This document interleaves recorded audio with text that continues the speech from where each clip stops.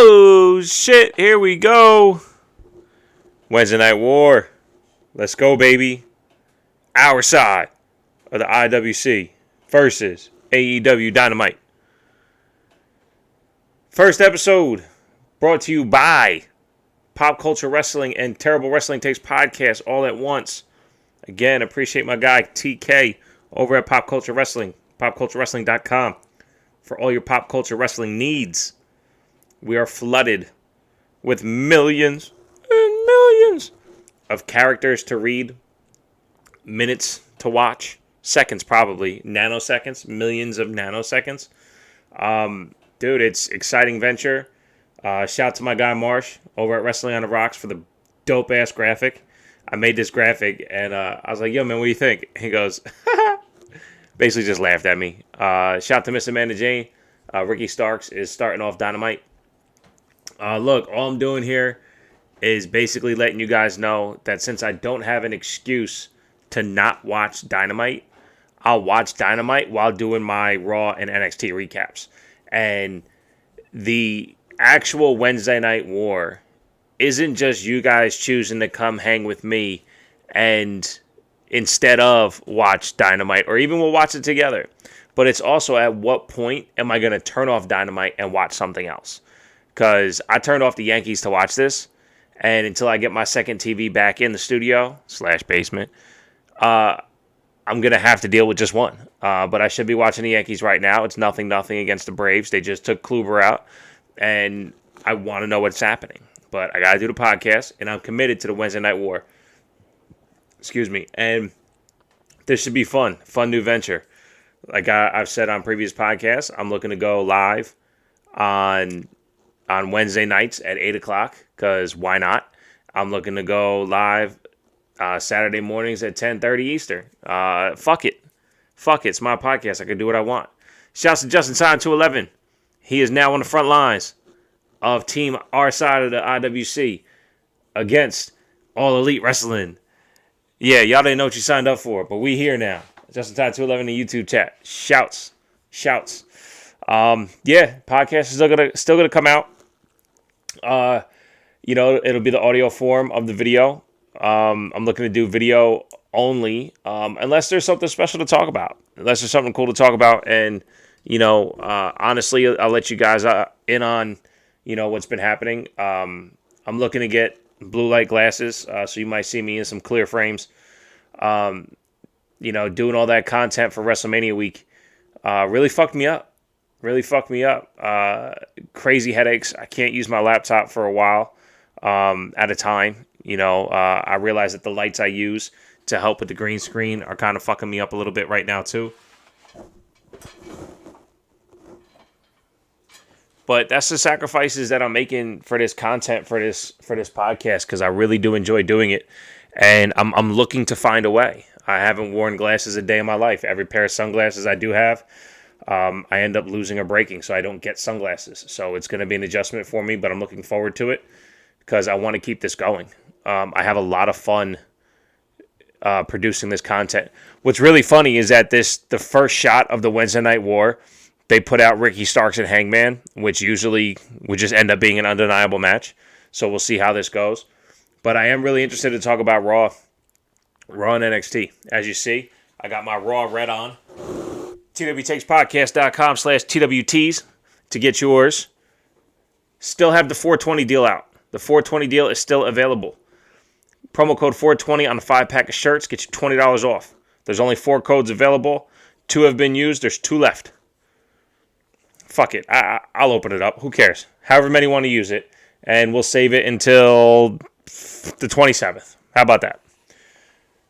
No, not the 27th, because I got to ship the shit out too, and I'm going on vacation. Saturday. I'll announce it Saturday.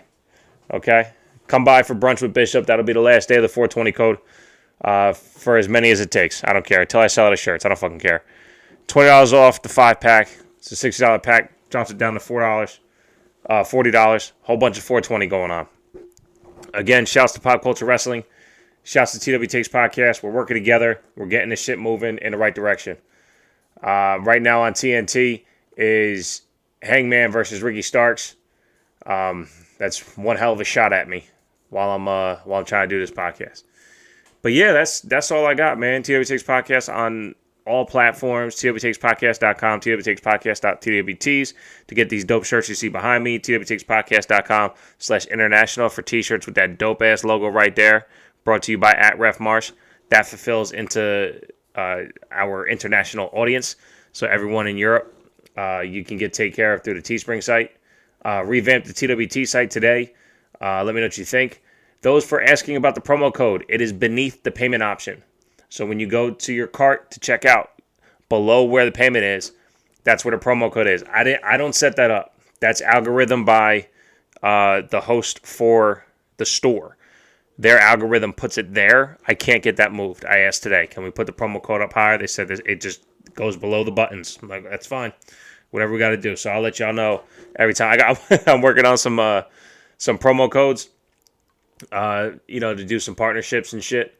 That was one hell of a whip. Ricky Starks just threw the shit out of Hangman into the corner. But yeah, again, Wednesday Night War is the battle of myself against AEW. It is AEW against the clock for me.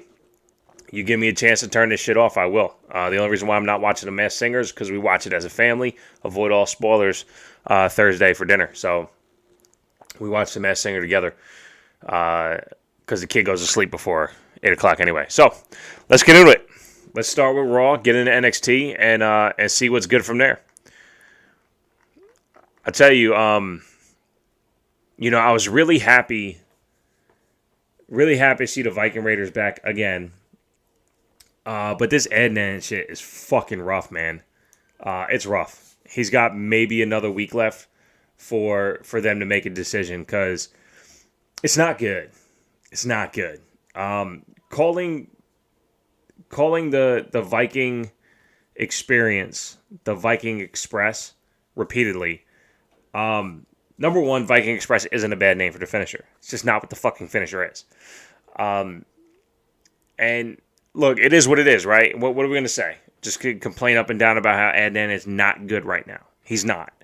But he's also at a level of not good that, bothered me when Renee Young was trying to be on commentary. You know what I mean? Y'all gave her 0 chances and was like, she was getting better. But she even knew it wasn't her speed. This isn't Adnan's speed. He's a really good moderator of topics, not play-by-play guy. He can direct action as needed, not tell you what's happening in front of him. If you give him, like for one, I remember he used to go on Mike and Mike all the time and talk about the Oscars and upcoming award season. He's so fucking knowledgeable about all that shit. You give him the chance for a tirade, he's on it. And super knowledgeable, super eloquent. He is coming off as if he knows not a fucking thing. And it's so tough because as fans today, we know a lot. We know a lot. We know a fuck ton about what's on TV. And especially when we have something like the Viking Raiders, who we haven't seen in so long, we're looking forward to everything they do, and everything they do be done the right way, especially how they're called. So that's my gripe on that. It was good to see them back. Alexander and Benjamin didn't just fall down for him. I mean, it was a seemingly quick match, but they put on a great match together. I'm glad that Alexander and Benjamin are performing, but I don't like that, there's no trajectory. That's basically it. This is a damn good match between Starks and Hangman. This is going to take up the first 25 minutes to 3 hours of the Thursday show of Wrestling on the Rocks. Shouts to Marsh, Amanda Jane, and Clump for their Thursday show at Wrestling on the Rocks. That motherfuckers, she's going to talk about Ricky Starks for fucking 12 minutes without breathing. And then as soon as somebody says something, she's going to bring him up again. She loves that man. But for good reason. I mean, the guy's fucking talented, puts on incredible matches. A credible adjacent. I mean, he's really good, though. This is, again, one way to fire a shot at me. Is put on fucking Ricky Starks and Hangman. And I love Hangman, man. I've always enjoyed his gimmick. I've always enjoyed his in-ring work because he was always so deliberate with his moves. You know what I mean? His clotheslines would hit. His punches would hit. He's a very deliberate wrestler. I'm a big fan of guys like that. Those and technicians. which basically is what Stone Cold was his entire career. Oh! Didn't even need the buckshot. Nah, that wasn't a kick out on 2 7/8. That was a kick out on 3. Hangman won that match. Looks like the buckshot's coming. Anyway, so yeah. The Viking experience, it's not the Viking Express and the Viking Raiders. Again, good to have them back and getting in the swing of things. Hopefully this goes somewhere. Hopefully they start to build some momentum and get their proper place on the card. And quite honestly, they build some fucking tag teams. Randy Orton versus Matt Riddle, which I know a lot of us had saw supposed to be Randy Orton and fucking Braun Strowman for the first time ever, and we didn't get that, of course. Randy Orton versus Riddle. I thought it was set up pretty well in the back with the whole scooter stuff. Again, I'm fucking tired of it, but Randy's ability to show as much disgust as I have is... What the fuck? He won with that? What the fuck was that? Some neck crank fucking... I don't know, it was weird. I should have replay now. Oh, okay, he's under the chin. Oh, I didn't see him grab the foot. Okay. Alright, whatever. Starks doesn't look like a bitch. Good match. And no volume shouts. No volume. I love it. Anyway, I thought the match with Riddle and Orton, of course, was exactly what, it was going to be, except I thought Randy did a good job of slowing Riddle down a bit. And, of course, one of the most creative out of the RKOs. Randy goes to hit an RKO. Riddle turns it into a crucifix pin. Thought it was great. I don't like Riddle at all, but I will always give credit where credit's due. Randy, as per usual, sells it phenomenally. There's nothing wrong with that. Elias beat Kofi, which was odd too. I'm watching it and I'm like, okay, where's this going? And Wood's doing his thing, and Riker on the outside too, and fucking out of nowhere, at least it seemed out of nowhere, Elias ended up hitting the elbow. Now, I know they were working. They did a good job. Tell you what, they did a good job was Elias at the top rope and Kofi trying to get there.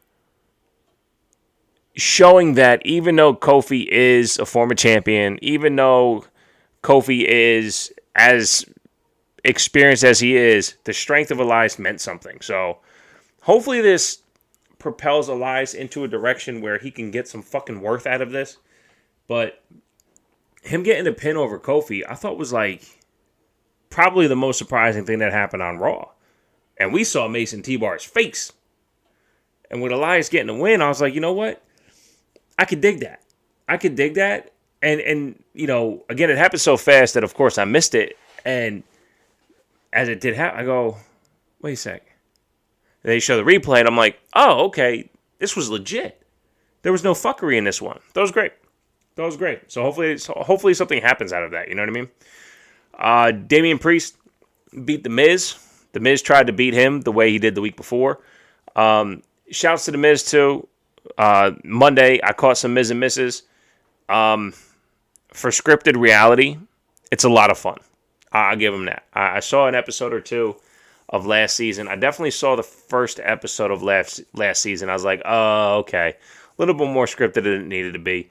But this season, yeah, I caught this past episode. And I caught some of an episode before that as well, where they were going into, what was it? He had his own Miz cave or something like that. So for what they do, it's pretty entertaining. I mean, it's clean the house on Saturday type shit. It's nothing, no Oscar or Emmy type shit, but it is.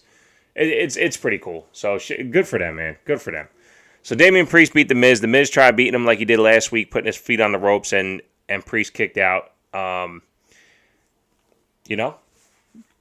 Good match. I'm not mad at how good Damian Priest is looking. They're taking the time to build him and show his worth, and that's dope. Something that they didn't really do with Nakamura. Something that they didn't do with Bobby Roode. Something that the only other person that really got that shot was Balor, and he got hurt like within a month. So that's good. It's good. Elias, same thing though. Elias, as soon as he got up to the main roster, like, oh, you can hold the crowd in the palm of your hand. We know exactly what to put with you. Damian Priest is fantastic with an adversary. Anytime he's going to go against somebody, he is fantastic. I don't know what because like, remember when he won the North American title? I thought that whole celebration, acting like a rock star thing, as rock star as his character is, it wasn't a look. Him solo wasn't a look. Him with an adversary, I think, is extremely, extremely well done.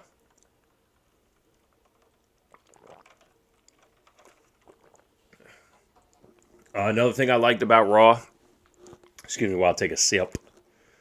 Another thing I really liked about Raw was fucking shit. I fucking lost it. Oh, here it goes in my notes. I got notes. I'm not even fucking looking. Sheamus. So from the beginning, I've been calling him Newsy Sheamus, right?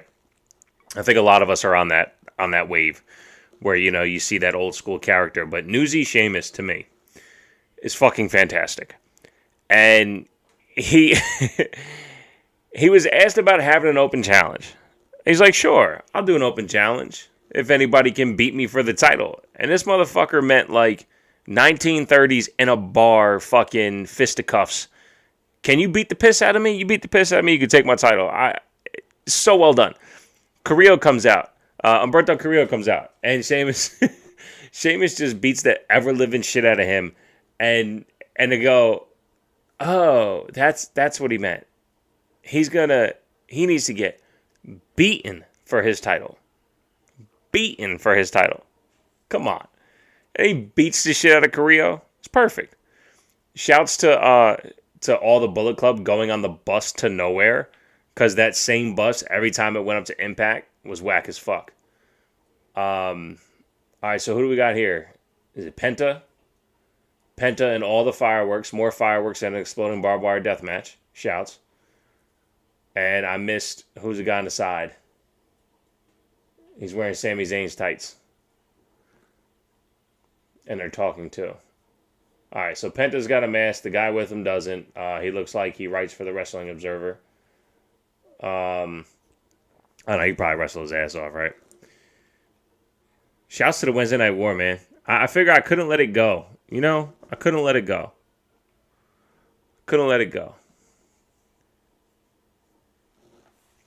All right, so after Sheamus beat the piss out of Carrillo, people are kind of wondering, like, what's going on? Is this going to be it? I think this is it. I think this is what he does.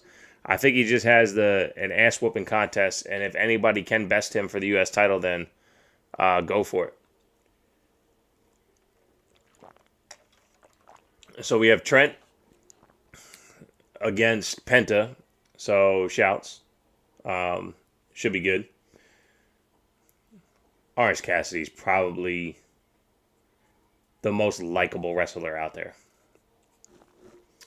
All right. We also got, as far as one-on-one or wrestling action goes, Lana and Naomi, but these all build the storylines. Lana and Naomi defeated Nia Jax and Shayna Baszler. And Nia Jax continuing the role of looking like a fool. I'm sorry. Shayna Baszler continuing her role as looking like the fool is fantastic. Because she finally came at Nia this week with if you don't pick this shit up, if you don't continue to pull your weight, I'm going to have to fuck you up. And I loved it. Because that's who Shayna is. That's exactly who Shayna is. And we're getting that side of her. So let's continue to see this. Because as soon as they drop those titles to somebody, which it may end up being Lana and Naomi, because they did get the win over Shayna and Nia, we're going to get Shayna versus Nia in a fucking ass-whooping contest. And I'm here for it. I am 100% here for it. I mean, it's something that we've been calling for how long, right? The titles haven't meant anything since Charlotte and Asuka took them off of Shayna and Nia. Now that they got them back, they've just been, okay, who wants to fight us for a little while? Now, they did take them all over the place, which is great. I've always given them credit for that. But they haven't fought in record of consequence because you always knew they were going to win. They weren't going to drop them to Sasha and Bianca. They were never in position to lose them except for at WrestleMania, and they definitely made the wrong fucking decision there. The entire crowd and the entire internet was like, yo, what is up? Give us fucking Natty and Tamina as the champs. And we didn't get it. And we didn't fucking get it. So, we'll see. We'll see how all this goes. I'm interested in them losing at some point in time so Shayna and I can really go after each other. I know there's a terrible wrestling take out there a couple episodes ago of me saying that, and it's something that needs to happen. I know it's not just my singular opinion, but I definitely need that to happen. It's the best route to go for all of them.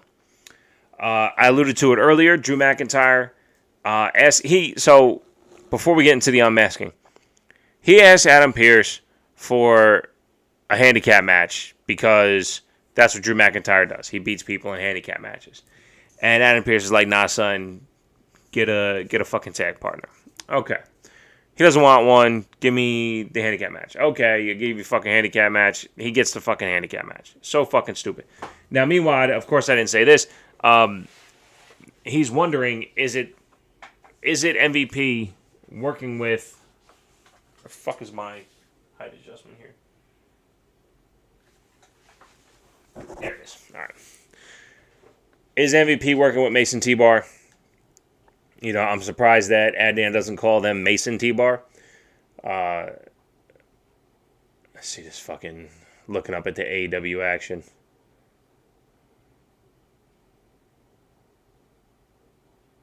I'll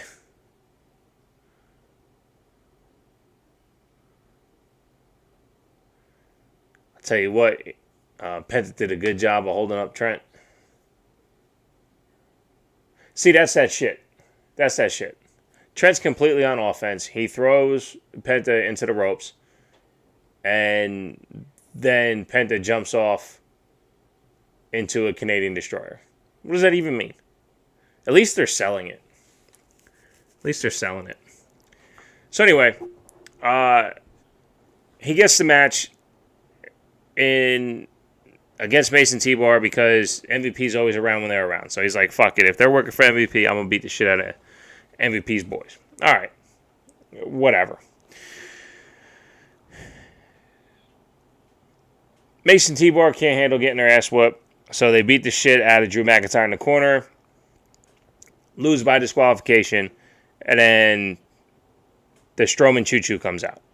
Now, Braun Strowman comes out and helps save Drew McIntyre, and they turn it into a tag match. My only issue is that it took fucking, 6-7 minutes for them to turn it into a tag match.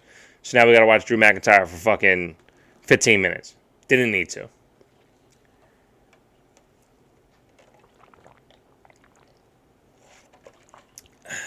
Excuse me. But at the end of the match, Mason T-Bar win against McIntyre and Strowman by disqualification. First one, Mace gets his mask ripped off. McIntyre smacked him in the face with the fucking mask. God damn it, that had to hurt. Then T-Bar gets his mask taken off at the end by Strowman. He gets smacked with the mask too. I thought it was great. You know, there's a lot of bullshit about Retribution, and yes, you can only work with the cards you're dealt, and they played their parts well. Retribution as a storyline was trash, right? It never got off on the right foot. I know me and Justin Time 211 went back and forth like crazy on, is this good? Is this not good? Is this good? Is this not good? Oh, it's building. Where did it go? You know, all of that. And they did the right thing by scrapping it and moving to this next direction. Ali going to where he's going. Mason T-Bar going to where they're going. Let it happen. And supposedly Reckoning got moved to Friday night. I would assume same thing happens to her. Mask gets ripped off. Gets it thrown at her. No more. We get all our individual characters. I am still a fan of having Mason T-Bar together with those names as a tag team period. Number one, I don't know Dijakovic's real name, if that's his real name. You know what I mean? Because he was Donovan Dijak, right, on the Indies. So if people are like, well, why don't just make him Dijakovic? Because it doesn't have to be. It never had to be. He could have been Dijak the whole time. So if they want to stay Mason T-Bar and be a tag team, I'm more than fine with that. They're dudes of similar size. They're big dudes. And it would make a lot of sense for them to be a tag team together. Justin Time in the YouTube chat says Slapjack moved to SmackDown as well. Dope. I mean, we'll find out Friday, right? And talk about that on Saturday. Yeah, if Slapjack is there, dope. And then we get, I know a lot of people are itching for Shane Thorne to do his thing. And by all means, as long as these guys get a chance to do what they do, I'm all for it. I'm all for it. It doesn't matter, what show, where, what fucking platform. All that shit about who got released and shit. If they're not wrestling on WWE TV and you say WWE TV is trash, then what the fuck do you want them there for anyway? Oh, I can't believe they got fired. Joe wasn't wrestling. And yes, he was one of the better parts of commentary, but we don't know what they wanted out of that. I'm sorry, but I'm an Iconics guy. And if they have no interest in bringing the band back together, Billie Kay hadn't wrestled except for at WrestleMania, which, yes, is a thing in itself, but she has no matches of significance. And by popular opinion, Peyton Royce shit the bed when she got her opportunity.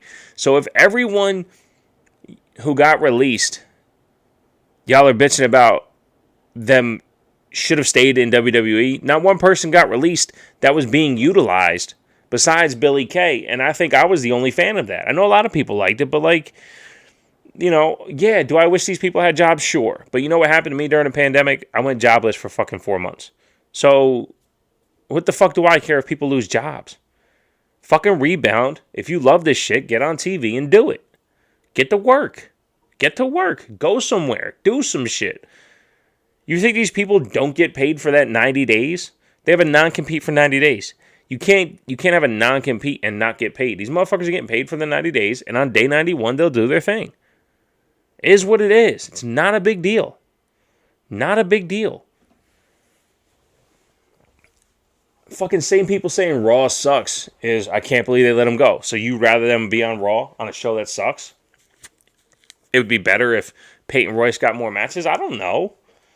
I don't fucking know. All I know is what I see on TV. So I don't care what show these performers are on, and when they're there, I'll root for them. Because I want a good show. I don't want to sit here and talk shit, but I will. I haven't watched most of this Penta Trent match. He's telling Orange Cassidy to look at this. Can't get him up for a package pile driver. Forearm to the face.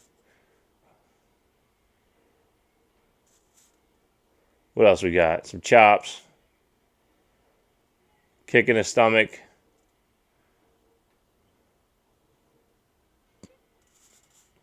And a thrown pile driver on the apron. Okay. At least he didn't hit his head on the apron.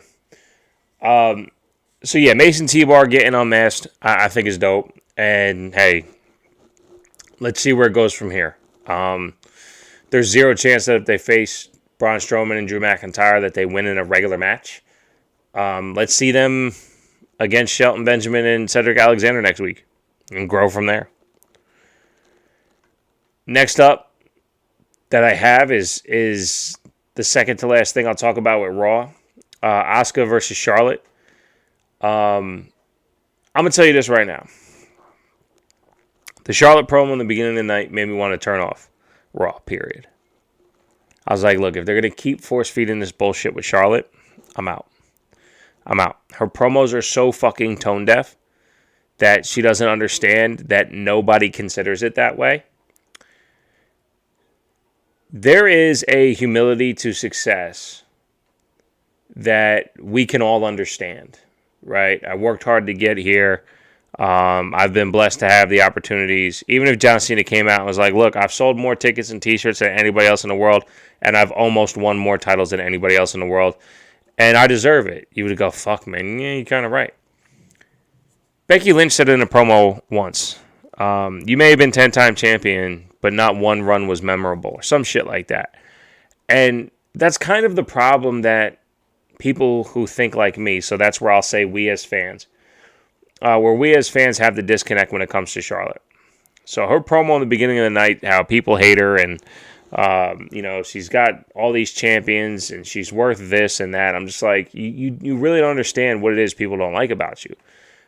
What people don't like is that the way you win your titles is circumventing situations that rob us of good storylines. So when she beat Asuka for the SmackDown Women's Championship to bring it into WrestleMania, well, why did you have to beat Asuka? Now Asuka doesn't have a match at WrestleMania for her title. And you're in a match that we don't want you in. Now, yes, it's not her choice to do those things. And no, if I'm her, I'm not saying no to the back. But that's the character who executed that scenario that robbed us of two things that we would have wanted. An Asuka match at WrestleMania and Ronda versus Becky one-on-one at WrestleMania. That's what I'm talking about. That's what I'm talking about. One of Charlotte's title runs, I think it was like 15 seconds, right? She beat someone for the title, and then Bayley came and cashed in Money in the Bank and took the title. It's those things. It's those things. But Charlotte literally won that title like 2 weeks before Mania just to definitely be in that match. Or to bring the title in that match because she was already in it. And Becky 2 belts was great. It was. But we didn't need Becky 2 belts. We didn't need that. That's the disconnect with the character. So when she says the things she says, it's not bringing up those things as a point. Her run with Sasha was fun. And they kept bringing up the fact that Sasha couldn't have a title defense against her. I get it. It was Sasha. No, you know what? No, fuck that. Because that was even showing that Sasha isn't as good as Charlotte. And that's just not true. So again, the promo work from Charlotte is a disconnect on how we, again, fans like me, how we view Charlotte. We don't view her as, you just hate me because I'm good. No, we hate you because of the situations you circumvent to get what you have. If she was going to be in that match at WrestleMania, and I had to deal with that, that's fine. To beat Asuka to take her off of WrestleMania, I have a problem with that.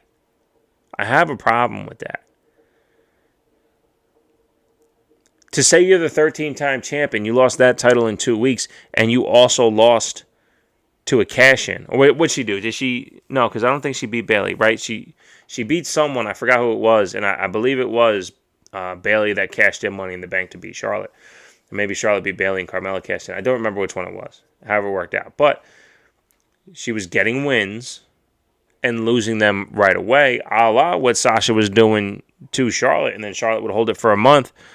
Sasha would get it and then lose it, in her next match. Or Sasha would win on Raw because she couldn't win on pay-per-views. Whatever it was. The point is, the story that they always tell with Charlotte is never the one of, that stat padding. And if she called herself, as Edge does, the ultimate opportunist, hey, I see a match I want, I take it, I go get it, this is what I do, then I'm like, man, I fucking hate you for doing that. But that's not what it is. I'm so great, I do this, I'm so great. But that's where the disconnect with the promo is. She had a match with Asuka, and she proved inside that match. Go back to Raw and watch the match. And show me how there's a 30-second sequence there where she botches fucking like 3 moves in a row. And I'm like, this is the shit I'm talking about when it comes to people calling her the greatest wrestler or she should wrestle men or whatever it is. You're working with Asuka, who is by far, the best all-around women's wrestler on the roster. All around.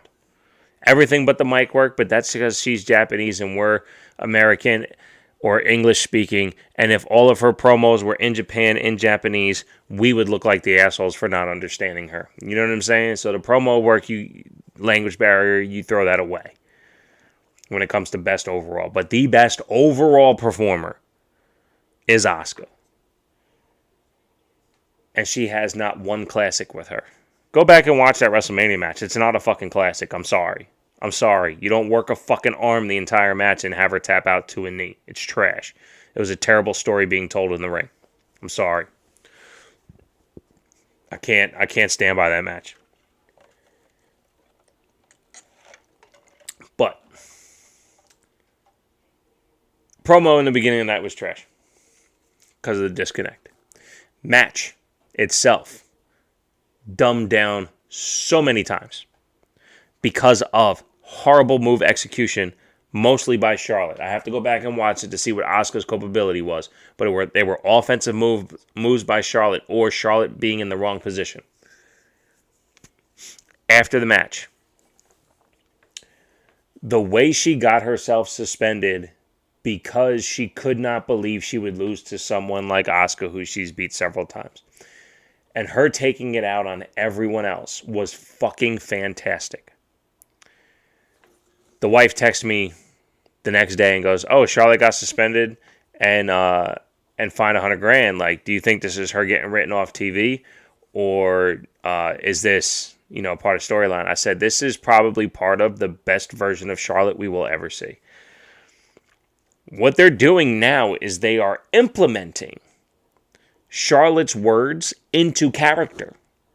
They are showing that she is a physical force, a dominant being, someone who should be better than everyone else. And the fact that she lost into some bullshit way because Rhea did the interference and Asuka got the pin, Charlotte's like, I can't fucking believe you referees fucked this up for me. She took it out on officials. They suspended her and fined her, and I thought it was fucking phenomenal. She went about it and acted it in an outstanding way. I have zero issues with that whatsoever. Finally build a character that I can understand what I see on TV. This is the first time I am seeing a Charlotte that I understand the words and the actions at the same time. And she's got 13 fucking championships. This is the first time her words and actions equal each other. And she's got 13 championships. So when you finally give me an opportunity to be shown how great you are, but you already have 13 championships in the bank. Look, Tom Brady just won a Super Bowl in Tampa Bay. He just proved how great he is because he did it without everything that he talked about for years in the whole Patriot way. That proves how great he is, singularly. Charlotte's doing that right now. This is the best version of a character she has ever had. So when Bully Ray and Dave LaGreca are deep-throating the WWE microphone that she's speaking through when she's crying about her dad and all this shit, go fuck yourself. It's the same bullshit story that we don't believe because it was broken outside wrestling. We know their trauma. We know Rick isn't a philanderer no more. He don't fuck around on nobody. We know that wrestling has only meant so much to Charlotte over the last 15 years since her brother passed away. Self-inflicted, no offense. This is the first time they've given us a character to believe in. First time. And I'm here for it. I am the first one. Marsh over at Wrestling on the Rocks calls it eating crow. I don't eat crow because I don't care. Okay? You can prove me wrong, that's fine. But I also don't hold my opinions that tight.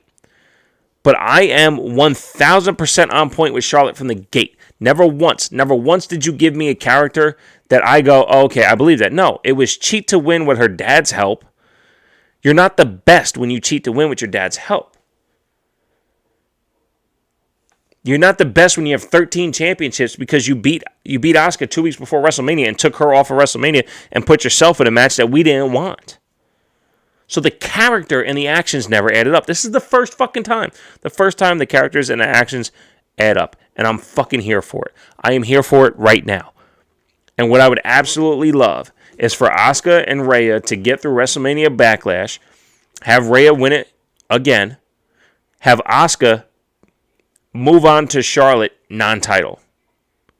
Give Rhea something else. Now build two women's feuds.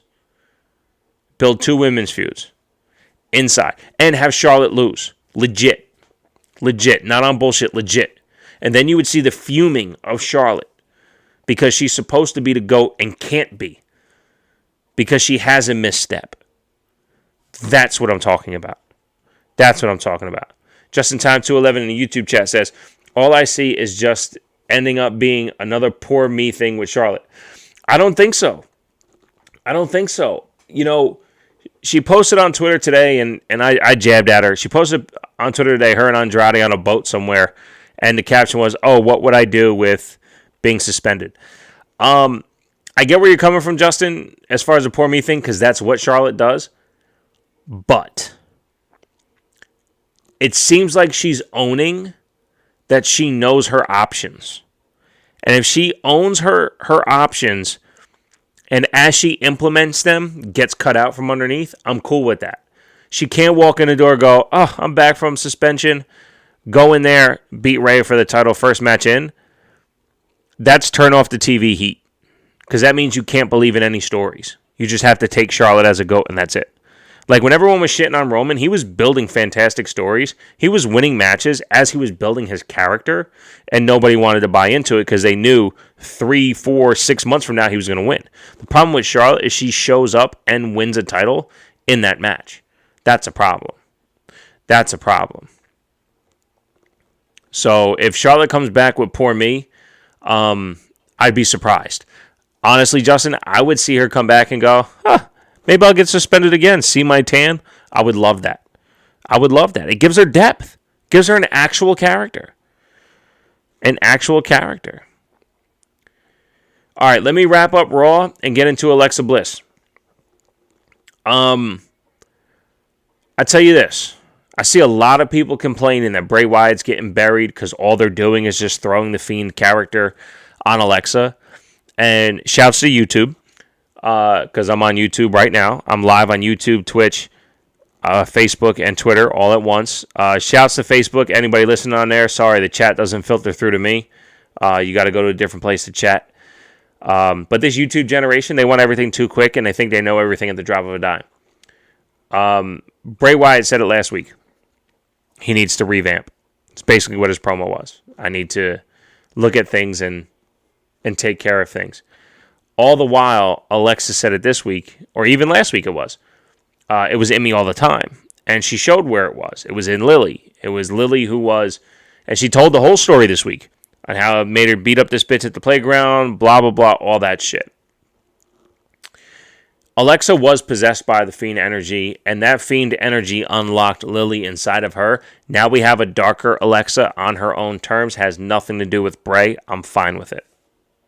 I'm fine with it. You know why? Because they're fucking trying something. They are trying something. Now, it's up to a particular character to be able to access that energy and act it, and that's okay. But this is how you go from, well, what do we do? Because I said it. Dude, I said it. I got fucking 7 hours of content pre-WrestleMania going.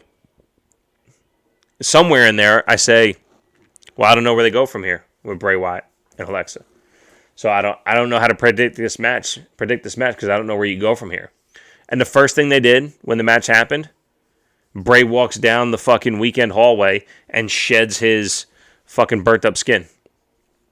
Duh, that's where you go from here. Your scabs go away and you have new skin underneath. Duh. He got burnt. What happens when the burnt skin sheds? Just in time 211 came up with a different name for it. I forgot what he said. Molts. That's what it is. When he molts that dead skin away underneath, brand new. Brand new Fiend underneath all the molting. Ta-da! That's how you do it. So what do you do with Alexa after that finish? Well, this is what you do. They're continuing to tell stories, and I was nervous about this one. It's a story I've been invested to pre-draft. I'll say it every time. Pre-draft, I was invested to it. They were on SmackDown. Alexa looking at the ceiling like, what the fuck is going on? I don't know what's happening. What's going on? What's going on? Oh, I'm back. Yeah. Since then, ready to go. And I'll tell you what, I don't mind it. She put the women's locker room on notice. On notice. And we know her demon sitting right there. Alexa is her own version of the Fiend. There is no gray area. There is no comedy tragedy. It's one. It's Playground Alexa, and that's it. That's all it is. It's just Playground Alexa. Okay? And Playground Alexa now has the opportunity to put the women's locker room on notice and handle business. And I'm not mad at that. What does it do for Bray? I don't care. Bray is his own animal, his own entity of doing dope shit. And he's going to handle business. So will that interject into Alexa? Maybe. Maybe. And if it does, you know who's going to do it? Sister Abigail. Sister Abigail. Absolutely. Absolutely. It's this. We are here for some shit. This, at the end of the day, we're probably 6 months into it. We might have another 6 months to go of Alexa and Bray. A 1 year story? Are you kidding me? Thanks, WWE. Come on now.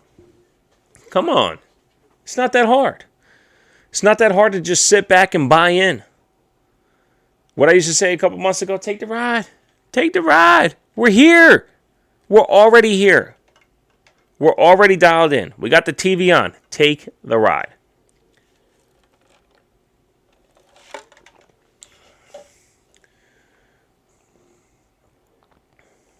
Take the ride.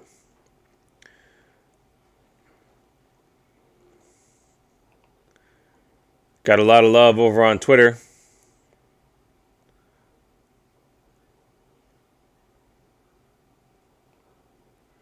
Shouts to BC Mendoza. He trying to get over on the live chat. Shouts. I'm going to hit him up right now. We good.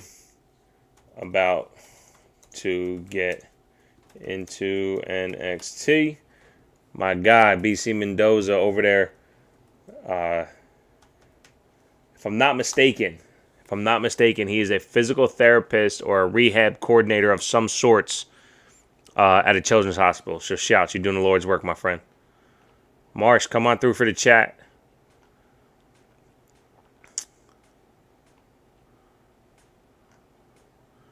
Let's see, let me do this.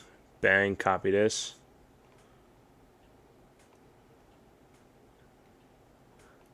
Anybody out there live, let's go over to Twitter and see if we can get some more people to join in.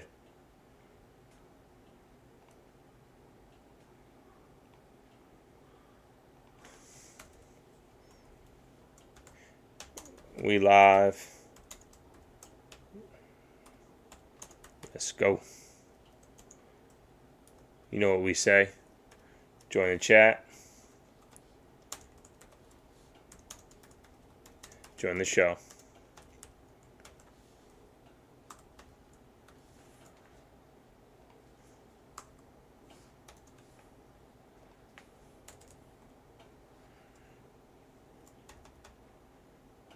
NXT. AEW.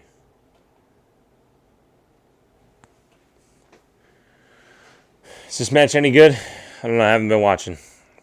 I've been talking, getting on my Alexa rant. Kishida's so good. I haven't had a chance to watch a lot of Tay Conti. I know a lot of people talk about her butt. I get it. She got cheeks. But, you know, on the real, like, can she wrestle? And if she can, that's dope. My guy, Justin. Appreciate you.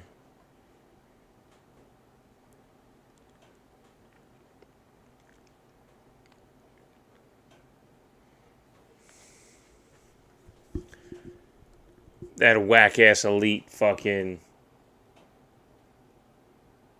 Who's the dude in the mask in the elite?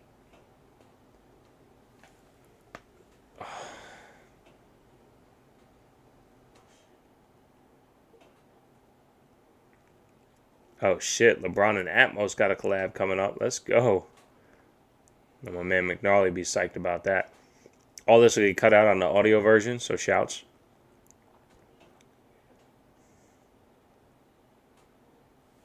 Let's see here.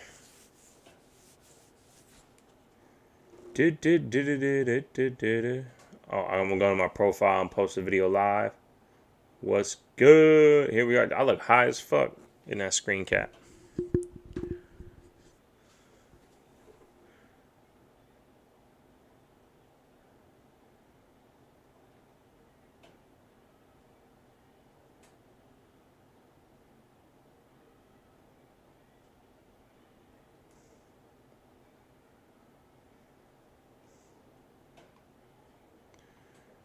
Yeah, I got almost 7,000 tweets on this account. It's been open since August.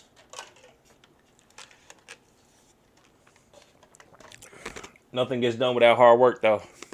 Let's get it. Was the MJF segment that fire? I see that on Twitter. MJF put in work. I don't have it on volume, so I don't know. Falcon Arrow is such a dope move.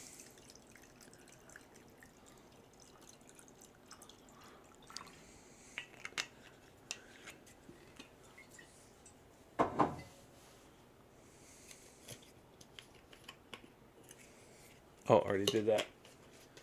Seltzer here. A little splash.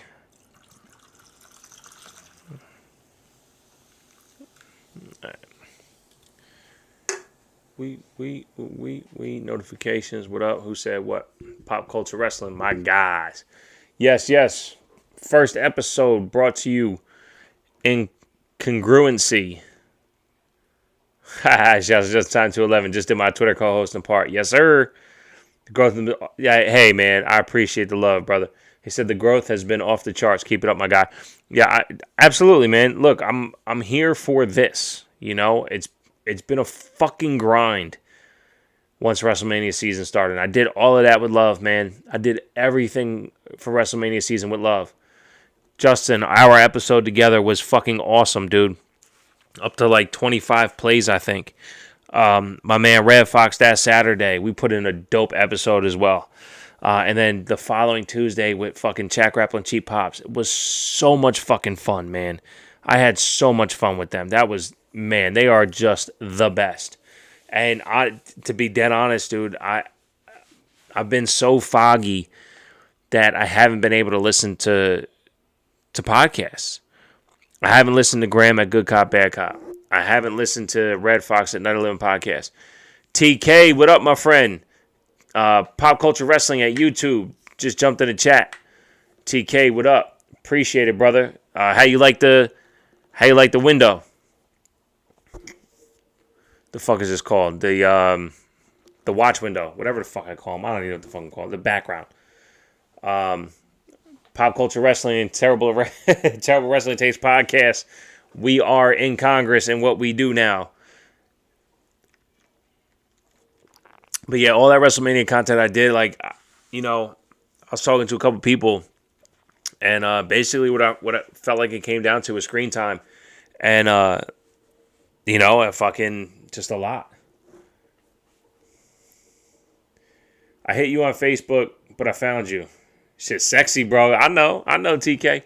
Yeah, TK, I got to figure out what's going on with the Facebook chat. When I first had it up, doing the quad stream like this, because I'm on YouTube, Twitter, Facebook, and Twitch all at the same time. The chat is filters from everywhere, but like the second or third one I did, it cut out the Facebook chat. So I don't know why. I can chat to Facebook, but it's read only. It won't come back to me. So I don't know if that's a Facebook setting or not. And as you found out, I don't do Facebook that well. What you watched tonight? Did you enjoy NXT last night? Absolutely enjoyed NXT. We're about to get into that. Right now, I have on AEW. I haven't been able to watch it. So because I haven't been able to look at it, I want to put the Yankees back on. But like I said earlier on, this Wednesday Night War, they got me off the jump. You can't put on Hangman and Ricky Starks and a fucking 4-viewer podcast. You know what I'm saying? It's not going to... I can't compete with Hangman and Ricky Starks. Yeah, only get comments from 1 to 2 sources, streaming on 4 sources on StreamYard. Yeah, Restream's dope, man. Restream really does work great. But this is all a process. But yeah, I'm trying to watch the Shida Tay Conti match, but I got into my Alexa diatribe, and everything Alexa touches turns to gold. So I'm down with Alexa. Hardcore, man. I love everything Alexa does. Hopefully Miro does his Miro thing. I mean, I don't know. Again, I've yet to turn on AEW and be hooked. But this is so far. I mean, hey, we're an hour in and they're winning the war. I'll fucking put my hands down. What am I gonna say? I'm gonna say I'm beating AEW. I'm not.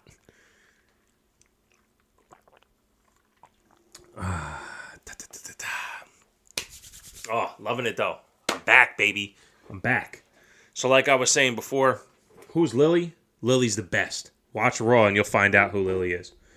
Lily's her spirit animal, man. Look, when we were kids, there was always a driving force. There was the angel on one shoulder, the devil on the other. And that's who Lily is. She's the devil on Alexa's little kid shoulder, man. Do I do the right thing? Do I do the wrong thing? And like she said, Lily made her do it, man. She always wanted to do the right thing, but Lily made her do it. And Lily was accessed by Sister Abigail, the spirit of the fiend. So that's where she came from. Come on, man. This shit ain't hard. Listen to the podcast. I got you. I don't know what all out means. I've played poker and I've used the term all in. So it's a little podcast humor. Shouts to factions, I guess. But I don't know. I can't stand anything Jericho does. I haven't watched the Broken Skull sessions either. I will. Do I think Lily, Pop Culture Wrestling, my man TK, Pop Culture Wrestling says, do I think there will be a Lily, a character? I don't know. Nikki Cross tweeted a picture not this week, but the one before that, post Raw, and I was like, my comment to her was please be Lily. Because I would love for Lily to have a face to her. But we also felt that about Sister Abigail. And right before the Fiend match, the Fiend Demon match, we thought we were going to get a Sister Abigail version, and we never did, which may ended up being what the Fiend is. Because it was just Bray Wyatt versus Finn Balor, who was going to bring the Demon, and we were supposedly going to get it. But I would love, yeah. Oh, that's Pop Culture Wrestling says Sanity Nikki Cross as Lily would be hot. Yes, but Sanity Nikki Cross is what I call wanna play Nikki. When Nikki came up to the main roster first time and said wanna play, done. Because she gives you the Scottish accent with the eyes and everything, like she's so fucking crazy. I'm all in on Nikki Cross, man. I've missed watching her wrestle. I remember her wrestling in a fatal 4-way, which I think I turned into a 3-way with her, Alexa, and Ruby Riott. Was fucking amazing in NXT. And if it wasn't those three, it was still amazing. Just in time to 11 YouTube chat says, maybe Alexa gets a mask that looks like Lily's face. I don't know. And the only reason why I say that is because they move Lily's mouth. They've made Lily a character. So I don't know where that goes, but I see what you're saying. So we'll see. Yeah, we'll see how it goes. But yeah, I know Nikki can wrestle her ass off. I don't know what the plans are for that. I'm glad she didn't get released with that group of releases that happened, because by all means, she was on TV a lot less than half the people that got released. So maybe, and who knows, could be a money thing. I really don't care why anybody got released. I don't have the volume on, so I am definitely going to change AEW off my TV just so I can watch the Yankees. I tell you what, though, it was a really good episode so far without volume. I don't know if the volume would have made a difference or not. But welcome all to the Wednesday Night Wars. I officially tapped out at the hour mark with the Inner Circle on TV. If I had the volume on, I assume I would have turned it off at the opportunity of the fans singing Judas. I think it's one of the dumbest things out there. But in wrestling, as a performer, that's what you strive for, to have the crowd sing your entrance song. So I get it, but I'm good. So I'm going to put the Yankee game on. Come on, son of a bitch. Okay. Well, 3-0 Braves. Bases loaded, bottom 7. LeMahieu at bat. 0 for 3 on the day, so he's due. Let's see what happens. It's that commercial break. Hopefully they're doing a pigeon change. I don't know. Spoil it for me if you know. So yeah, that's my thoughts on Lily. I think right now we're just at the beginning stages. I said it earlier in the podcast, TK, that I think what this is just the foundation of what we're getting in the Alexa side of things, and it will break off into Bray doing his own thing, Alexa doing her thing, because they put that line of demarcation that this is Lily doing it to Alexa. It has nothing to do with the Fiend anymore. I do think they'll cross paths again. I just don't know how, why, when, or where. Phew! Let's get it. NXT time. NXT.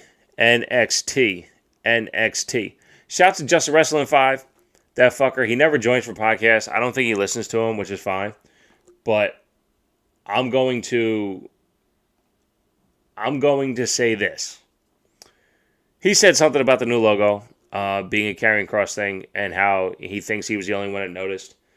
And I just told him, I noticed, but I think it's fucking stupid. That fucking vulture-style character behind the NXT logo is fucking dumb, especially if it's associated with Karrion Kross, because Karrion Kross, as dominant and menacing as he looks, has not been that person. His return, up until facing LDF at the same time, was trash. Weak.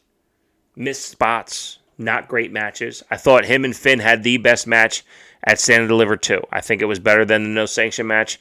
It was better than the ladder match. Better than the women's tag match. And what was the other one? The fifth one. I don't remember. I don't know. Anyway, they had the best of night 2. Okay? It was a really good match. Really fun match. I don't remember much of it. It's part of my screen time situation. But he's not been dominant enough to put his fucking character behind it. They'd be better served with a fucking Finn X behind it. I don't understand why you would make NXT about Karrion Kross when he's not been that for you.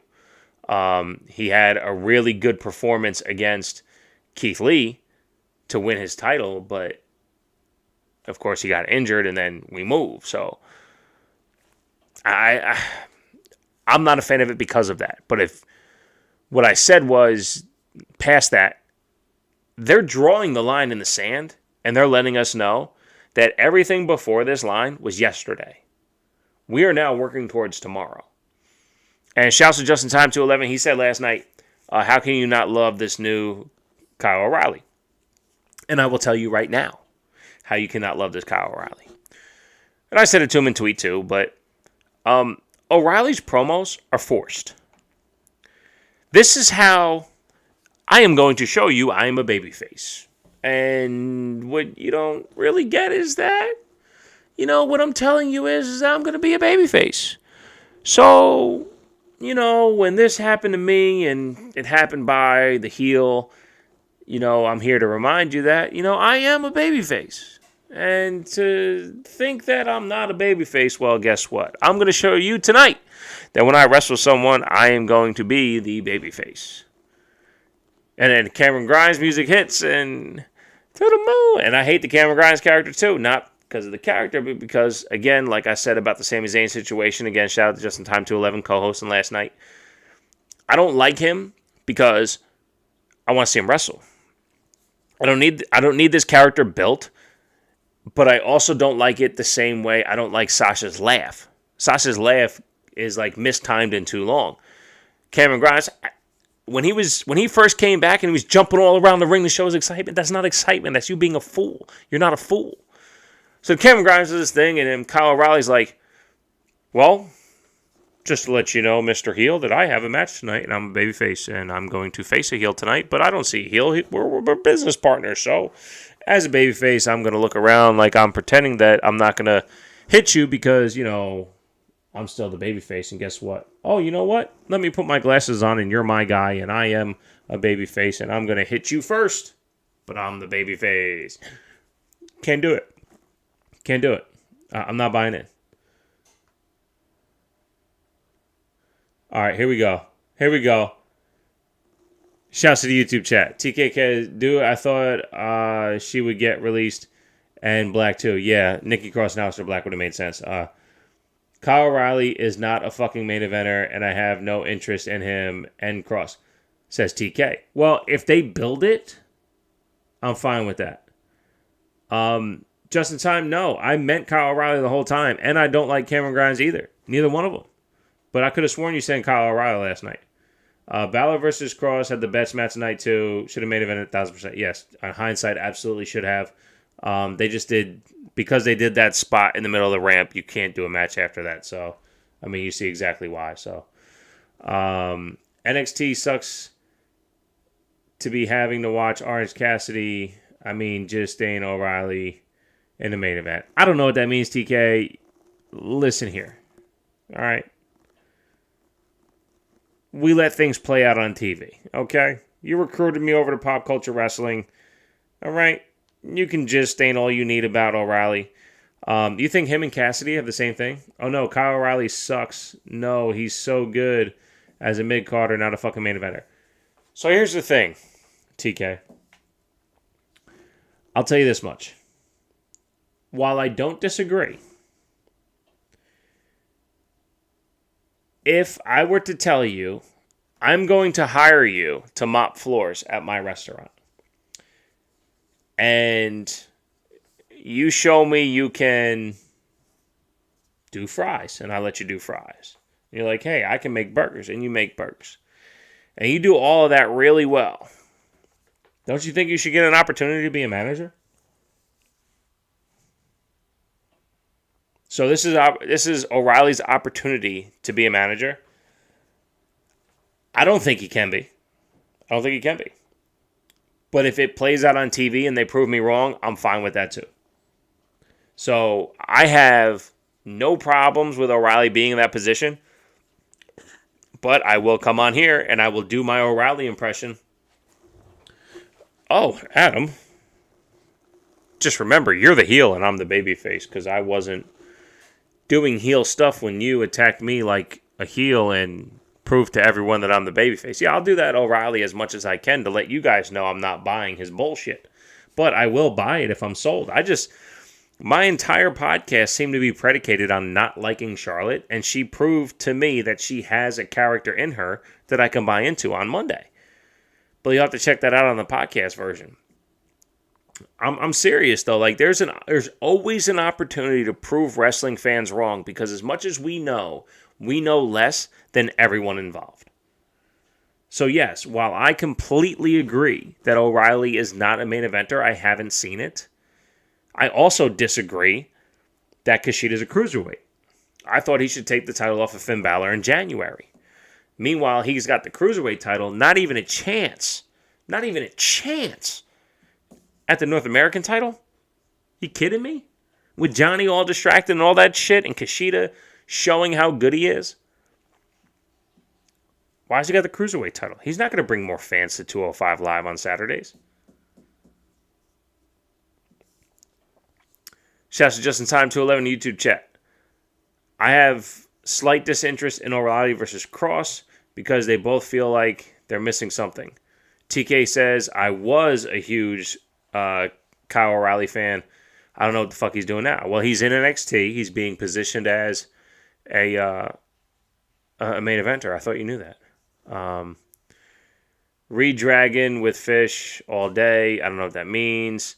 Cut the mohawk, get rid of the fucking lame jacket and skinny jeans, and start tearing limbs. Yeah, I don't know what that means. Okay, because I watched NXT. And what NXT showed me is that O'Reilly is trying to become a main eventer, and he needs the opportunity to become that main eventer. Because, by all means, it seems like they have to rebuild their shit. So like I said about the Cross logo, is that they're letting us know that everything before the Cross logo was yesterday. And everything after that is tomorrow. So if you're saying that he's not as good a main eventer as Robert Roode was, yeah, you're right. But Robert Roode was a tag team champion everywhere else. But he was fantastic as an NXT champion. He ain't doing shit on the main roster except being a dirty dog, but he knows his place. and he does that really fucking well. But how much did NXT make us care about Robert Roode? So when he went to the main roster, we're like, well, how the fuck can he be a tag champ? Well, that's his best work. His best work. It's his best work. Okay, so this is where TK gets himself into a hole. Because what we do over here at Terrible Wrestling Takes is we call people on their shit. My man said, dude's a stud in the ring, a stud. I'm a big fan of his and loved his feud with Balor. But what they're doing now is gross. Okay, since Balor won storyline, now they're trying to build a babyface. Can you fucking wait? TK, can you wait? TK, can you wait? Let it happen. Let it happen. Let it happen. And if at the end of it, it sucks, that's fine. But yes, I agree with you to the point that the promos on O'Reilly's part, and even Cole's, because I didn't think Cole was that great either, the build to the blow-off, and a lot of people said it, blood feud with no blood, I get it. The build to the blow-off between Cole and O'Reilly wasn't good. And the match was good. But it was 45 minutes, it could have been 22. I agree. My NXT preview with Just in Time 211 was, well, it has to go on last because nobody can follow it. I'm not surprised. So when it comes down to what they're doing with O'Reilly, they're giving him a chance. So us as fans need to give him a chance too. So as we watch this O'Reilly build, what we need to do as fans is like I do with AEW and all those fucking marks out there, is you keep them honest. O'Reilly didn't hit. Yo, he keeps striking out. Can you stop? But you got to give him a chance to step to the plate. If he doesn't get a chance to step to the plate, then you got nothing. He is Robert Roode right now. For sure, Robert Roode.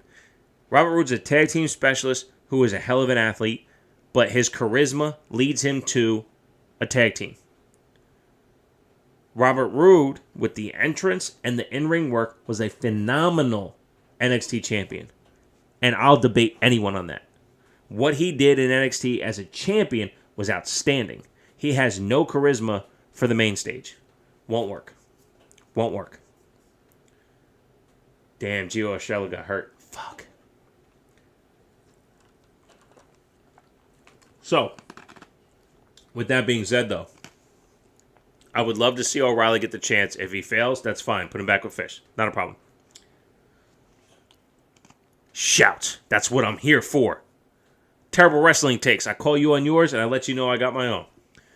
TK says, so you're right. I think he can be a main eventer, but the way he is promoing and his attire is brutal. Robert Roode delivers the third best spine buster of all time. Yeah, probably. I mean, Orange number 1, and then it's a battle for number 2. But yeah,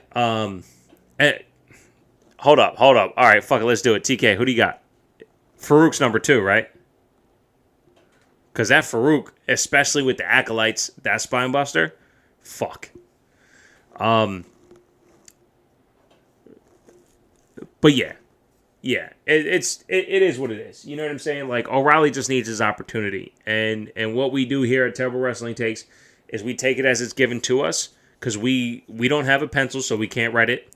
All we can do is watch it and judge whether or not what's being performed fits to what's entertaining. If it's entertaining, dope. If it's not entertaining, we got to move. But we need stories, because without a story, we're not invested. We got to see how it plays out. The first time Lana went through a table, I said it like everyone else did. Oh, that happened because Miro went to AEW. The second time, I go, wait a second. The third time? Oh, shit. By fourth time, I was calling it the streak. Seventh time happened, and they fucking go, they said it on TV. I'm like, nope, you took it away from us. That's not what you're supposed to do. Subliminal stories. We keep this shit honest. Shouts to TK again in YouTube chat. Appreciate you coming through, man, and blowing up the chat for sure. Take notes out there, podcast land. TK says, you're right. I know. It's been one feud, and I can step back and accept that. NXT, my favorite show. By the way, I'll call it like I see it. Bobby Roode with the hard eyes. Yeah, I mean, it's just what it is, man. That's the thing.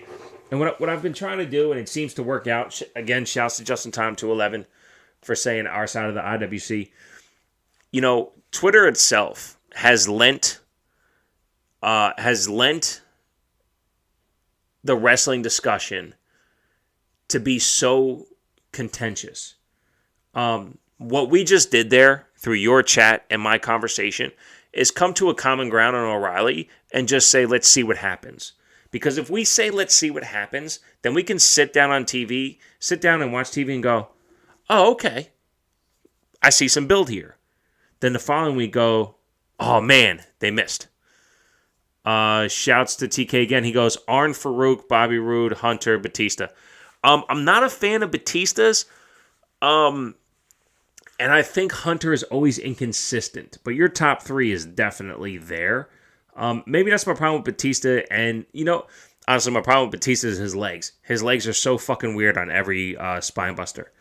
And I love The Rock for doing it pre-People's Elbow, because it was treated like a setup move, but just as devastating as the finisher, because you have to be laid out that long.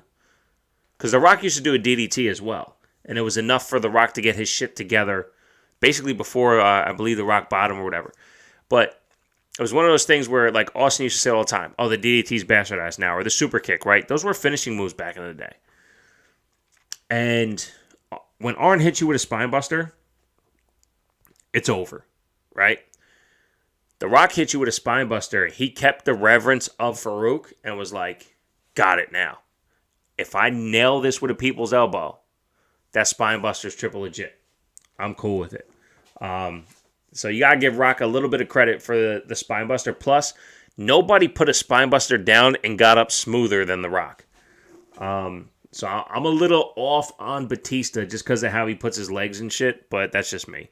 Hunter's is always inconsistent, so we'll see. But yeah, Arn and Farouk with the fucking power. The power. All right, we spent about 20 minutes talking about nothing on NXT except for Kyle O'Reilly's inability to get after it. But hey, that's what it's for, man. Speaking of Urshela always getting hurt, Stanton always striking out. Prove me wrong. Prove me wrong. And the pitch. All right, fouled. All right, so let's get into it, man. LA Knight versus Dexter Loomis. I am going to put it out there and say, if you don't like Dexter Loomis, I get it. The dude's creepy.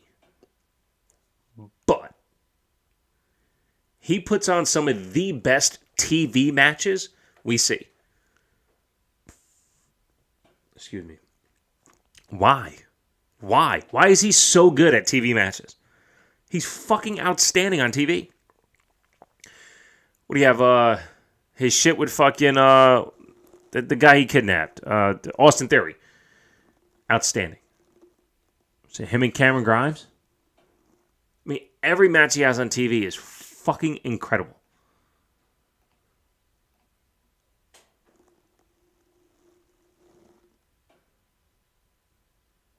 Sorry, I was reading there. TK from Pop Culture Wrestling says, I'm a Batista mark, sorry. No, it's fine, dude. Hey, absolutely. Dude, I fucking mark out for my guys, too. Just like how he got up and hit the ropes. Okay, well, I got to go back. I got to go back and watch it. Yeah, I missed the entire Batista run while I was away. I tuned in once and saw that him, Randy Orton, and John Cena were all, like, you can see their shoulder muscles, you can see their abs, you can see their legs, and I'm like, okay, the bodybuilders are in, and you guys are the top guys. Okay, same three guys at the top, whatever, I'm not watching. Then I didn't see anything else until Guardians of the Galaxy. I'm like, yo, he's that guy.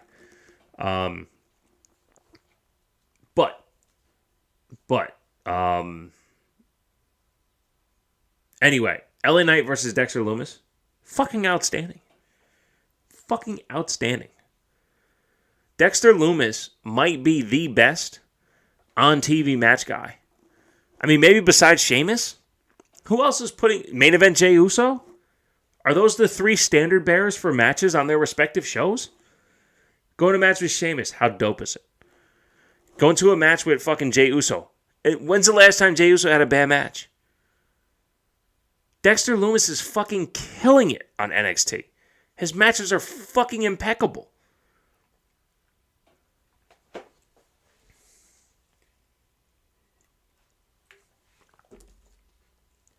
Oh, shit. Getting worn out. LA Knight is a star in the making. No, absolutely. TK Pop Culture Wrestling says LA Knight is a star in the making. Absolutely. Look, fucking, Graham over at Good Cop, Bad Cop says it all the time. He's an Eli Drake guy by far. He put me up on everything about him. I said, look, I am just going to watch him on TV.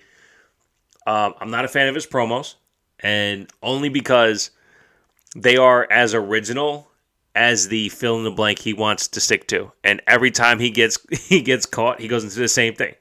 Well, let me tell you something. And this right here, and what's going to happen, and this, and I'm like, oh man, you're so fucking 90s, early 2000s. But he can orate. He can deliver the promo better than anyone. And the fact of the matter is, you know, the way The Rock used to do the same shit. You know what I'm saying? It's just a tick that I have. I notice when it's not as authentic as people think it is. But they're regroupers. You know, they're regroupers. And just so you know, shit like that. Like, they're regroupers so he can get his train of thought out. So I get it. I'm more than fine with it. I just, I picked that out. Oh, he's a great promo. Okay, well, do it without crutches. You know what I'm saying? Like, but no, he is phenomenal. I love it. I think he's doing a fantastic job. The match between LA Knight and Loomis last night, I really watched it and went, you know what? LA Knight better not go anywhere. He needs to stay in NXT. He is picture perfect for NXT. You know what he is? I'll give you this. You know what he is? He is a palatable version of Johnny Gargano for the people who do not like Johnny Gargano. That is exactly who LA Knight is. He is the polar opposite, but the exact same as Gargano. Puts on seamless matches. You see nothing. And the promo is seamless as well. There's no stutters. There's no blank stares. There's no nothing. They both know exactly what they're doing in the ring, and they both know exactly what they're talking about on the mic. If you like Gargano, there's no disconnect. If you don't, there is. If you like LA Knight, there's no disconnect. If you don't, there is. That's exactly who they are. They're the same fucking wrestler in their in their own styles, but they do both things just as well. So I'm glad he's there because I don't palate Gargano that well. I understand him. I get it. I appreciate him. But that's my comparisons. What do y'all think there?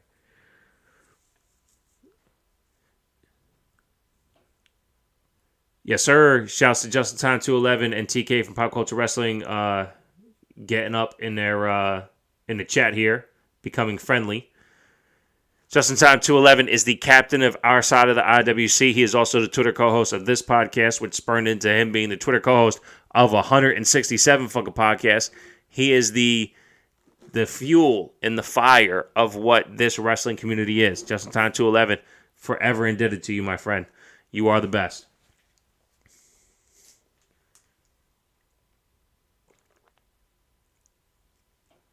Oh.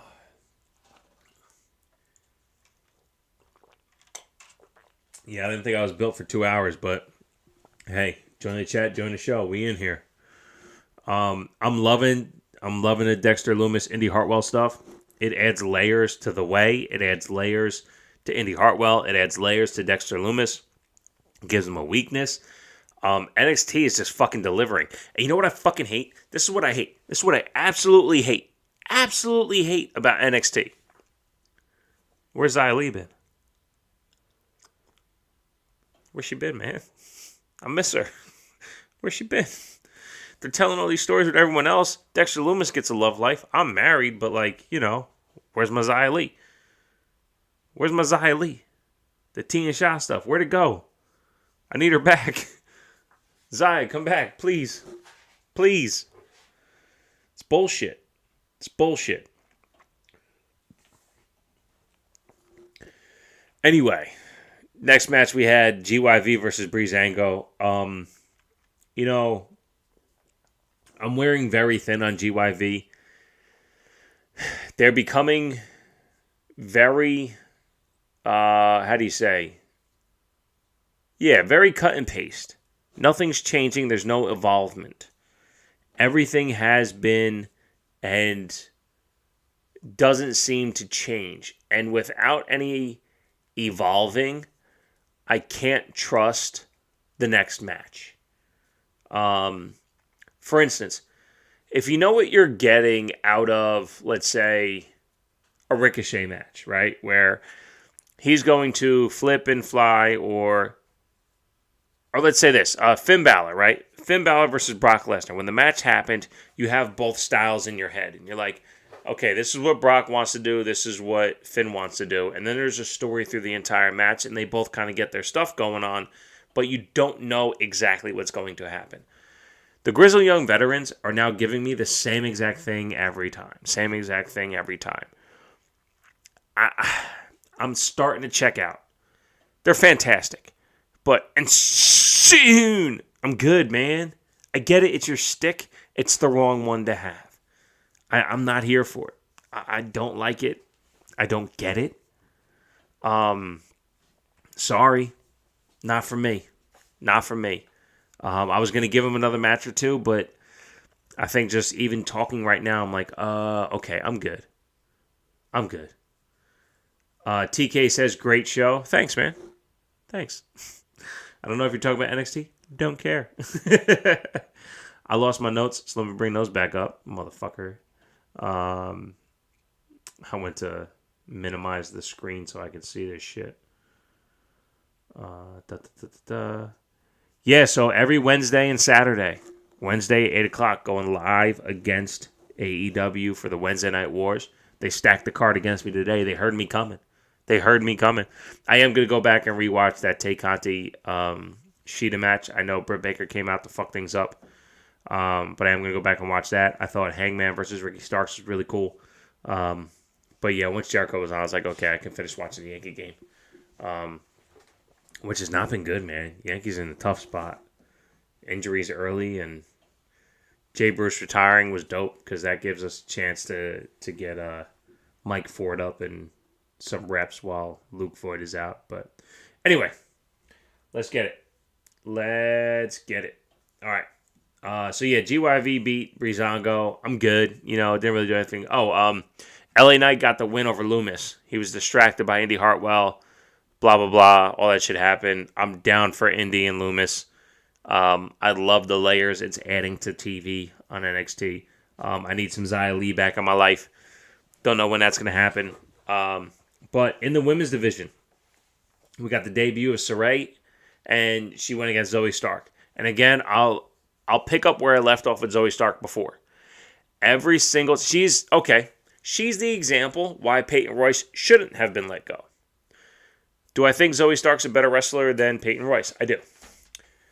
But Zoe Stark has had about 7 matches since she's debuted, and Peyton Royce had the 1. So if you give and look at Zoe Stark, every match since she's debuted, she as in Zoe Stark has looked better and better and better and better each time. Time on TV, wrestling against professionals, top talent, looking better, more comfortable. If Peyton Royce had the same opportunity, does she not look as great? Does she not look as good? Or up to her top potential? Probably, right? So put these fucking girls on TV. Give them opportunity. Fucking home run for the Braves. Might have to put fucking AEW back on. Son of a bitch. 4-0 Braves.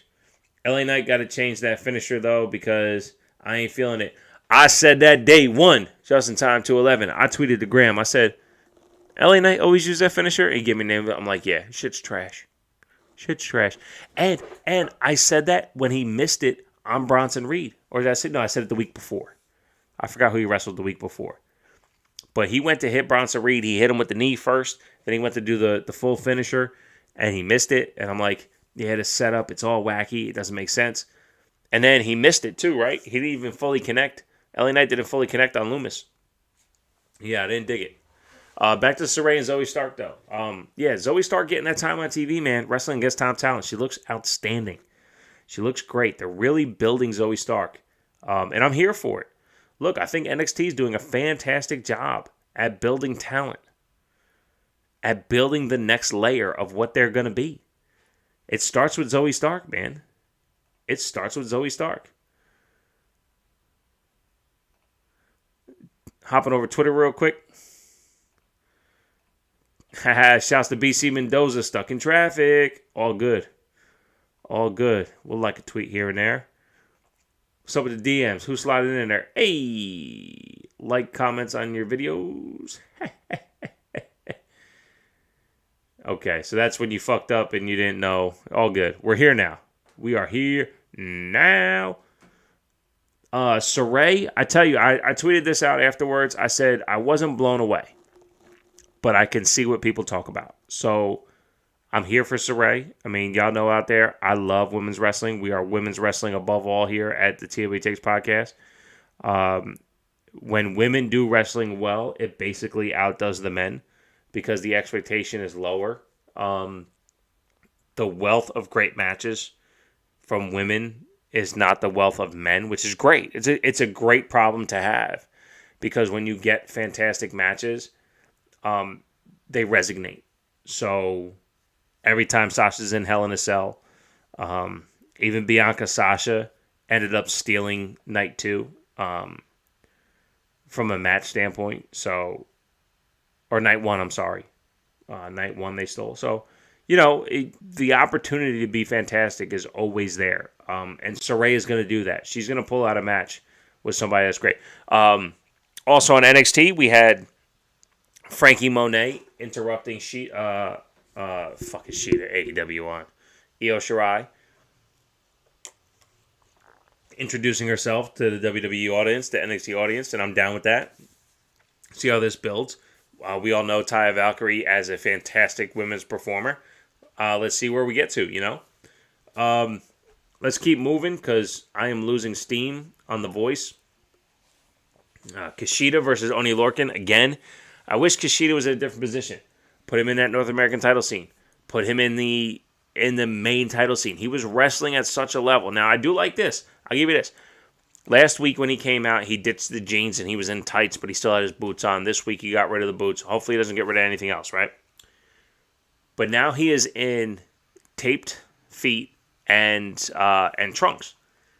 And he's wrestling like an MMA fighter, and he has the MMA background. And nobody looks more legit than Kishida in the ring.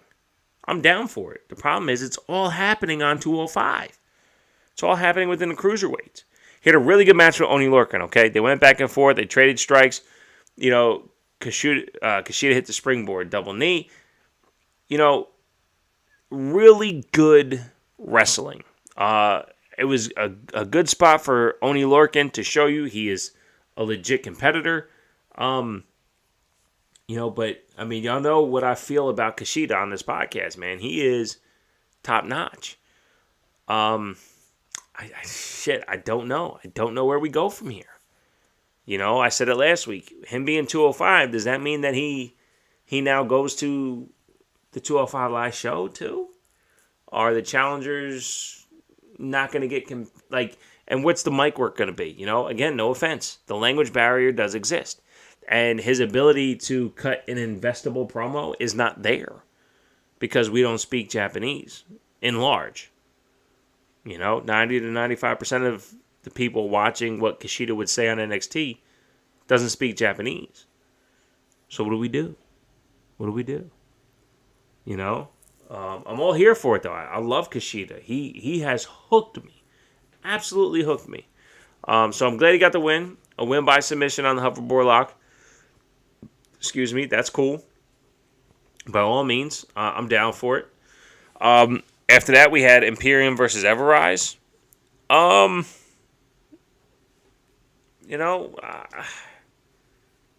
don't know, man.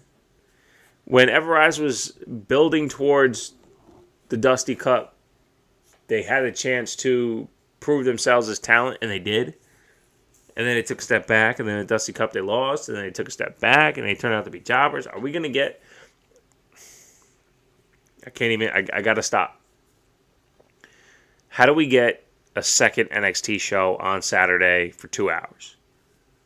There's just too much fucking talent, man. There's too much talent. There's too much talent.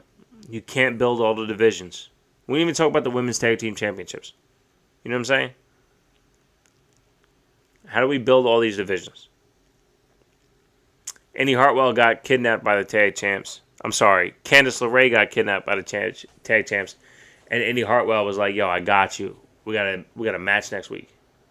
It's like, well, number one, it's not what Candice wanted, so I don't know if they're going to break up the way based off of how Candice was feeling. Which I'm fine with because I hate the way. But, I mean, we'll see how it goes. Shoo! Let's see. So, yeah, Imperium got the win, a convincing win. I like Imperium. I think they're special. I think whatever it is they end up doing could change the landscape of what NXT does. I mean, we had the Undisputed Era, and they were too small to take 100% serious. So maybe Imperium finds a way to make you take them serious. I'd like to see that happen. Build another faction of some big fucking dudes to take them over. All right, last thing I got on NXT is the Kyle O'Reilly Cameron Grimes match. I'm going to tell you this. Awesome match. And it's why I want Grimes wrestling. Too fucking good. That's why I want O'Reilly wrestling. Too fucking good. Their promo game is not investable. How do we invest? How do we enjoy? How do we get to the point where we want to watch them wrestle? They got to change up the promos. Now, RIP to Dusty. I don't know if him not being there is why we don't have diverse promos like we used to. But something's got to change. Something's got to change. I don't know what that is, though. But most of the promos, I mean, who's investable on the mic in NXT anyway? Finn Balor, but he's been there. He's been there. You know? Scarlett does a good job, but Cross doesn't. Johnny thinks he can do whatever he wants. It doesn't hit. Ciampa and Thatcher do fantastic in the recorded segments, but nobody on the mic in the middle of the ring is... Everybody was fucking loving on Adam Cole with those promos leading up. They were dumb. I hated them. Absolutely hated them.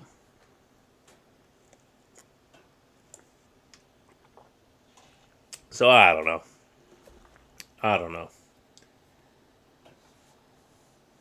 Gonna try to wait a couple more minutes. See if BC Mendoza can hop in here. Like I said, man, I'm running out of steam. I don't know how much more I have to be able to talk about. Those in the chat, little Q&A real quick if you feel like it. If not, I can wrap things up and move on to finishing the bottom of the ninth of this Yankee game. Appreciate y'all coming through. Very first episode of the Wednesday Night Wars. Very first episode of Terrible Wrestling Takes associated with the PopCultureWrestling.com. Shouts to TK and everybody over there. You know, if it was a little bit smaller, I would shout out everybody. But, hey, the podcast division is loaded. Blog spots are loaded. Check out Pop Culture Wrestling. They do some I'll say they and we associated at all times. My man TK reached out back in, I don't know, I said the date on last episode. I was trying to be a dick about it. On the fact that, you know, he did reach out. You know, the catalog's massive, but look, I'm going to stick to my guns on this podcast. I don't do this podcast for anybody else. I don't. I absolutely love and appreciate every single person that listens. When I get a shout out on other people's podcasts, my arm hair raises, I get a lump in my throat, I get some tears in my eyes. Occasionally they come out because I didn't think other people would like this. But when you start doing this for everyone else, you lose sight of what you're doing it for. So your ability to create the content that drew people in changes. Perfect example is Paulie Shore. And shouts to Paulie Shore on a wrestling podcast. He did this podcast called Interested.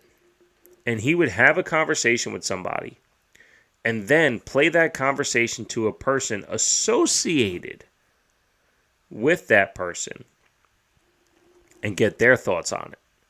And then go, are you interested? And then move on to the next set. So, for instance, one of the episodes was Andy Dick. Showed up to the Comedy Store drunk as fuck, all fucked up. And he was saying all kinds of things. And after that conversation happened, he got with Andy Dick's son. And he played the conversation. And at the end of one point, he would bring in Andy Dick's son, and they would talk about that. It was the coolest fucking concept I've ever heard of. Carrot Top and Larry the Cable Guy were another thing. I'm not sure who he had first and then second, but the point is that they were friends, and they loved each other, and they had respect for each other. And the back and forth worked so well, but it was two people on one podcast, two conversations at separate times. I was like, this is the coolest fucking thing I ever heard. It got picked up by a network and changed completely. I'm never going to do that. Never going to do that. I'm not going to change what I do. I'm going to do what I do, because if I do it any other different way, I will lose sight of how, even one, I view wrestling. I just want to fucking watch. Just want to watch. I want to watch and break it down and let y'all know, hey, this is the bullshit that I saw. This is what's dope. Oh, you think this is whack? I'm going to tell you why it's dope. You got a terrible wrestling take. Shouts to Just in Time 211 in the YouTube chat says, going to go with an AEW question quick. What's your opinion of Jade Cargill? Because I get from her, she's AEW's version of Bianca Belair. Perfect example of an IWC-ism, right? Excuse me. 1-to-1, surface value, it's easy to say that, right? Look at them. They, the structure, the makeup, all that. I get it. Singularly, I also understand that. They both are immature in the ring.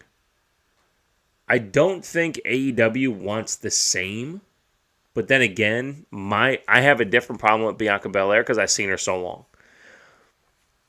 I look at both of them and I go, they're stars. I look at both of them and I go, prove it. Jade Cargill is getting her opportunity to prove it. She's not doing it through adversity, and I think that's a problem. I think Bianca's adversity in NXT didn't change anything she does. I think that's a problem. They did a good job on Friday presenting her as a champion without having to prove it in the ring. But again, I have a big problem with Bianca's wrestling. So, if you want to say from a talent and ability standpoint that she is, yes, Cargill is AEW's version of Bianca, but you can't compare the two, right? So who's the Britt Baker of WWE, right? Well, nobody has an outside profession that they bring in, and you know what I'm saying? So, if you go 1-for-1, I would just say Jade Cargill's a star. She's gonna be. She has a presence in the ring that you gravitate to. Bianca does the same thing. I think Bianca's a better athlete for wrestling. I think Cargill's a little too stiff right now, but it's possible that she's that way because she hasn't wrestled long enough. 2-3 more years, she might be outstanding, better than most. Myself, I'm not a natural athlete, body type wise. I'm just not. But I worked at it, and when I was about a sophomore in high school, I realized my potential at every sport, okay? From that point on, anything athletic I can do. I can only do certain things well. And I say that because it makes me recognize what athletes are capable of doing. So, for instance, people used to say, well, if LeBron was a football player, he'd be a Pro Bowl wide receiver. You know what I'm saying? Shit like that. Deion Sanders won a World Series and Super Bowl same year. Those kind of things. So when you look at someone like Jade Cargill or Bianca Belair, you go, athlete, phenomenal athlete, can be a phenomenal wrestler. Now, how do you teach that athlete nuance, technique, ability, all that shit? You know, people would complain about, everyday athletes coming into wrestling, like, oh, well, this is different. Well, of course it is. But there's certain athletes, a la Chad Gable, Ronda Rousey, Kurt Angle, unfortunately didn't translate like Jake Hager.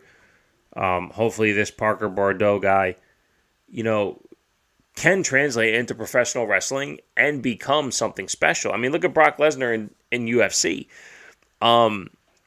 He lacked footwork and spatial awareness. That's the only thing that held him back in UFC.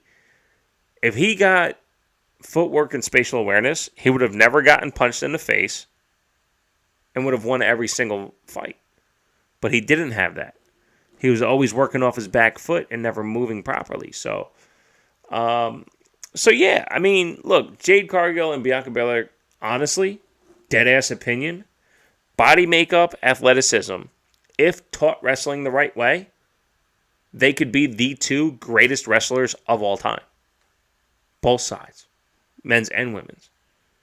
But I've said it for months. Bianca's promo is way too stereotyped for who she is. Cargill, I don't even know what her voice sounds like. The blonde hair is too distracting for how talented she is. So yeah, I mean, that's my opinion. That's my opinion. Growth potential is there, though. Shouts to Charlotte Flair. I don't know if Bianca and Montez want children anytime soon. I know Bianca is in her 30s. If I'm not mistaken, she's like 32. So we'll see.